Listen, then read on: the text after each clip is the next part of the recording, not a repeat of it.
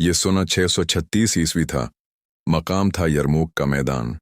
एक तरफ रोमी सल्तनत का लाखों पर मुश्तमिल लश्कर, दूसरी तरफ मुसलमानों की सिर्फ चंद हजार की जमायत।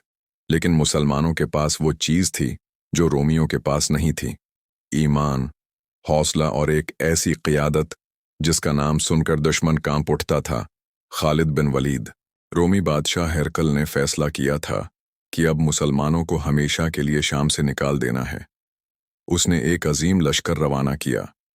मुर्खीन लिखते हैं कि उनकी तादाद 2 लाख से जायद थी। लश्कर में जंगी हाथी, घड़सवार, तीर अंदाज और खत्तों के माहिर सिपाही शामिल थे। दूसरी तरफ मुसलमानों की तादाद सिर्फ 30 से 35 हजार के दरमियान थी।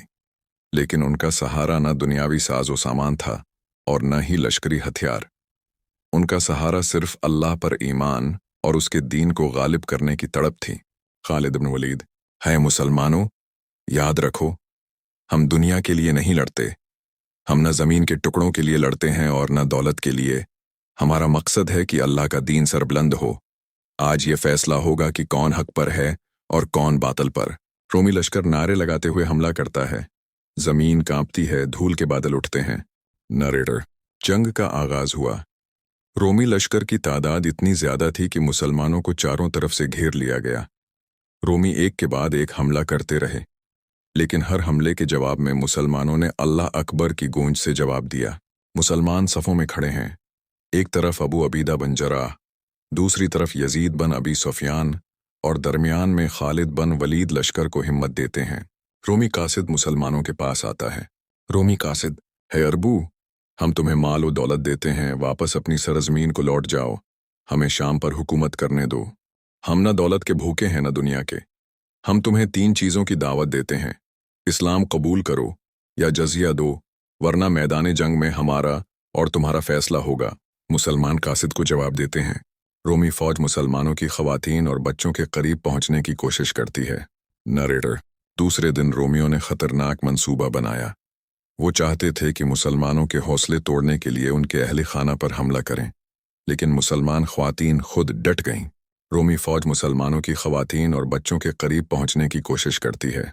नरेटर: ख्वातीन हाथों में नेज़े लिए खड़ी हैं। एक औरत कहती है, मुसलमान औरत: ऐ मर्दू, अगर तुम पीछे हटे तो हम अपनी चादरें फाड़कर तुम्हें बज़दल बना देंगी। आगे बढ़ो और इस्लाम की लाज रखो। नरीटर ये अल्फाज सुनकर मुसलमानों के दिलों में आग लग गई और वो पहले से ज्यादा जोश के साथ दुश्मन पर टूट पड़े। रात का वक्त, मुसलमान खेमे में बैठे हैं। खालिद बिन वलीद मंसूबा बनाते हैं।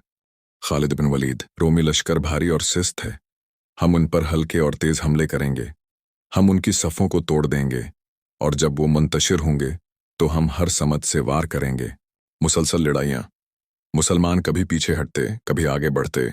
हर रोज खून बहता, हर रोज लाशों के ढेर लगते। 6 दिन तक ये लड़ाई जारी रही। कभी रोमी गालिब आते, कभी मुसलमान। लेकिन हर दिन के बाद मुसलमानों के हौसले बुलंदतर होते गए, जबकि रोमियों के दिल डूबते गए। सुबह का वक्त, सूरज निकलता है, मुसलमानों की सफ़ें तैयार खड़ी हैं। नरीटर: छोटे दिन खालिद बिन वलीद ने आखिरी और फैसलाकुन हमले का हुक्म दिया। मुसलमान चारों तरफ से नारा तकबीर बुलंद करते हैं। अल्लाह अकबर, अल्लाह अकबर। रोमी सफ़ें टूट गईं, उनका लश्कर बिखर गया। वो भागने लगे। यरमूक का मैदान रोमियों के लाशों से भर गया। रोमी सिपाही चीखते हुए भाग रहे हैं। एक सहाबी आवाज लगाता है, सहाबी, अल्लाह की कसम, आज रोमियों का गुरूर हमेशा के लिए टूट गया।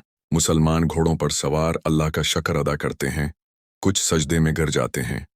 नरीटर: यरमूक की ये लड़ाई तारीख का एक अजीम मोड़ थी। शाम इस्लामी सल्तनत का हिस्सा बन गया।